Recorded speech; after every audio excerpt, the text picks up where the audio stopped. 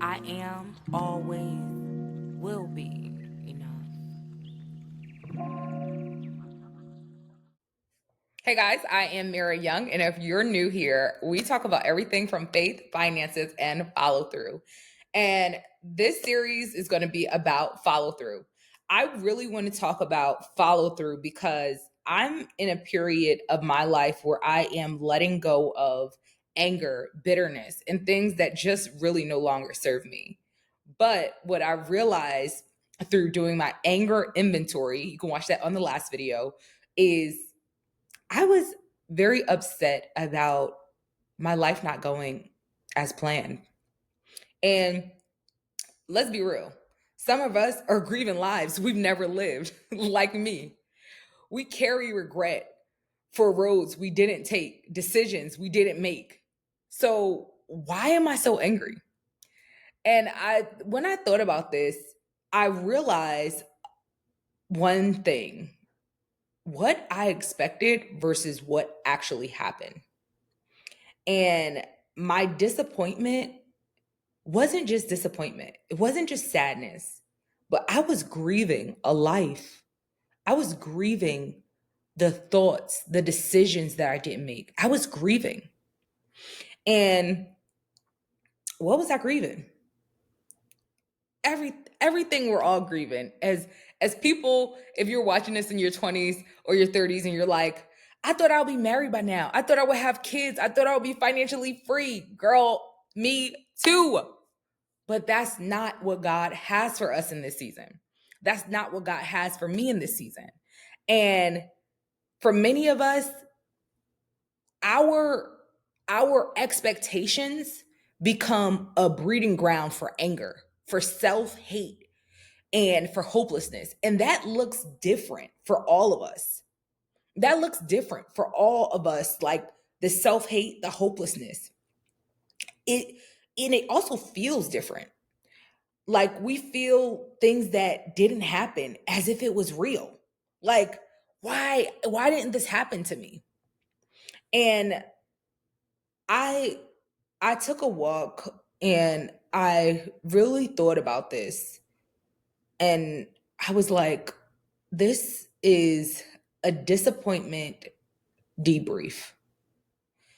Like I was walking and I had to go to court for a non-criminal matter, but I had to go to court, and I was like, a debrief. Like the word debrief is like was heavy on me. So I was like, I need to do a disappointment debrief. And as you guys all know, I have a book called The Mirror Method, and it's a journal. And these are things that I want to put in my second journal, my second self-guided journal, because I didn't think about this before. The things that I was disappointed about. So I asked myself these questions. What version of my life did I expect by now? And like I said, financially free, married with kids, having my own house, having two cars, just living a lavish life, I thought I would be so much further. And I feel like so many people can relate to that. So many people could feel that they should be so much further. And I had to ask myself, why am I disappointed about where I am? Why am I upset about where I am in life right now? Why am I so in a rush to get more things, to get more responsibilities, and not happy with what I have right now? And that's what I want you to ask yourself. Why are you not happy with what you have right now? Is it because the comparison spirit, social media? Why are you not happy? Why are you not fulfilled that God is giving you food? He's giving you protection. He's giving you a roof over your head. Why are you not fulfilled? And like ask yourself, instead of the life that you expected, I want you to write that down on one side and then what actually happened.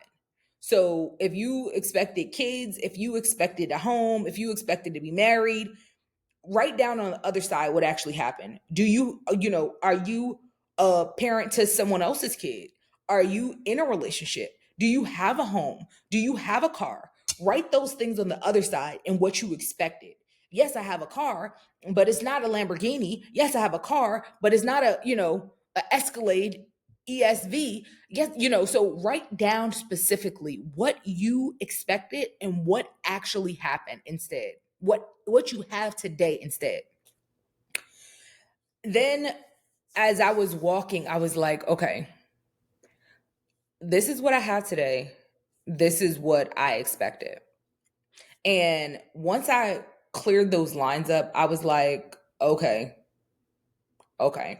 Now I can see clearly that it's not, I did get what I want, but not as specific as I wanted it.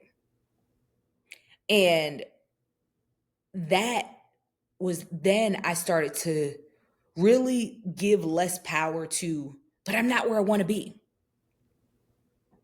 But then I had to write down, where do I feel shame and guilt? Like, where in this place am I shameful of what I don't have? What's the gap between where I expected to be and where I am? So I'm looking at this gap like, okay, I'm shameful because I don't have the Escalade that I want. I don't have the house that I want. I don't have this, that, and the third. But why am I shameful about that? Because this is how I present to people, and I want people to see that. I'm so shameful that I can't show people what I have. I feel guilty because I did not make the right decisions to be able to get to that place. I'm so angry because I have been liaison far about my life and putting my life on hold for other people's life, for other people's wants and needs. So now I want you to write down that gap. What's that gap between what's making you feel shameful, guilty? What's making you feel angry about the life you wanted and the life you're living today? Now, I kind of addressed this, but who do I blame? Do I blame me? Do I blame someone else? Do I blame God? Like, God, this is not the life you wanted for me? Because you told me, you promised me. But who do I blame? And what do I take accountability for? So I wrote down the people that I blame. I blame myself. I blame my upbringing. I blame God because I didn't have because I was so angry at God, I couldn't see the right direction to go in. Now, once we kind of like once we get into it, and once you start to get into like, okay, what's the gaps? Who am I blaming? What am I taking accountability for? Now, I want you to take a deep breath. Like whenever you finish, just take a deep breath and tell me what good came out of this unexpected detour or like this version of your life that you're like, this is not what I expected, but it is some good things about it. I want you to talk or just think about the good things. Write down the good things that came out of it. This will help you to refer back to when you feeling like, oh gosh, like I just need to get out of this. I need to get out of this life. Because this isn't about denying the pain. It's about giving the pain a language so it doesn't control you.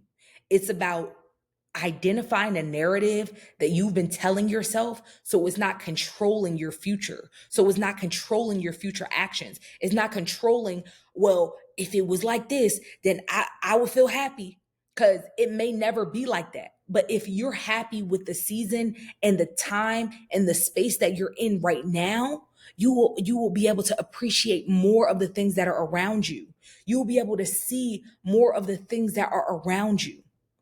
And that's really why you're not able to let go of the fantasy. You're still grieving the fantasy life that you thought you was going to have when you were 4 and didn't realize bills was going to be amount of money.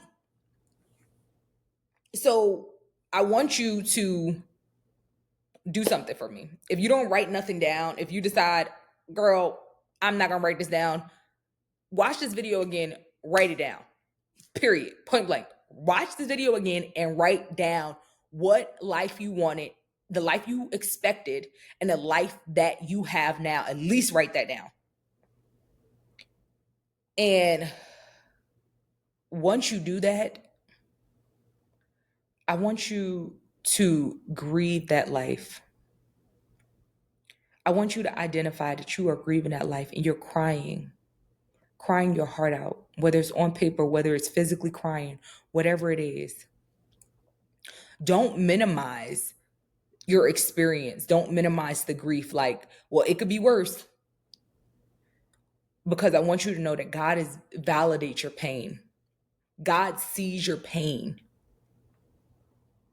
I start practicing self-compassion and ask, would I speak to my friend this way? Would I speak to someone I love this way? And the way you speak to yourself, start speaking life into the life you live today. Replace the shame with grace. Replace the shame with grace. Replace the shame with grace. I want you to say this out loud with me. My past does not disqualify me. It redefines me for the life that God has for me. My past does not disqualify me. It redefines me for the life that God has for me. Delay is not denial. God can redeem what I thought was wasted. What you thought was never going to come back. I'm never going to get this life. Oh my gosh, I'm getting older. Oh my gosh, this is happening. God can redeem that. God can make your steps clear. And know that you are allowed to pivot and still be powerful. You're allowed to do things that might not be step by step by step. Things happen, but all things are working together for the good of those who love the Lord.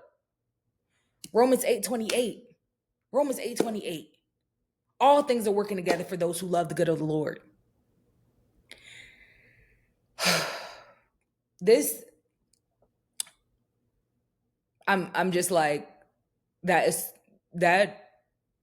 scripture is so powerful, because all things are working together for you once you realize that and let go of that anger and that hate. Once you realize that you might not ever win the lottery, but all things are working for the good, for your good, for those who love the Lord. So that doesn't mean everything that's going to happen is going to be good, but it means that God wastes nothing. It means that God can still build from a broken place. He can still build from your broken heart.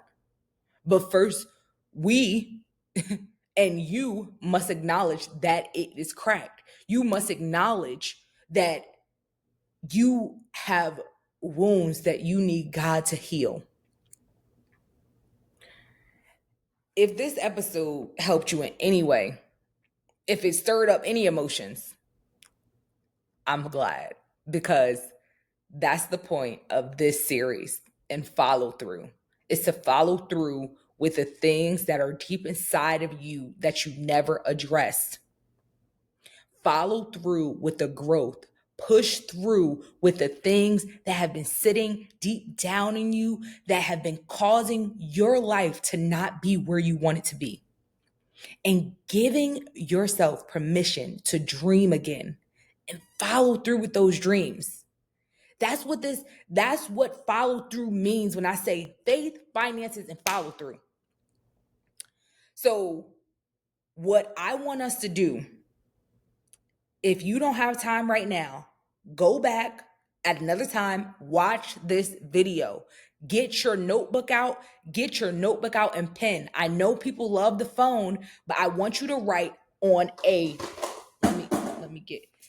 write on a notebook right here. Write on a notebook and get a pen. Write it down.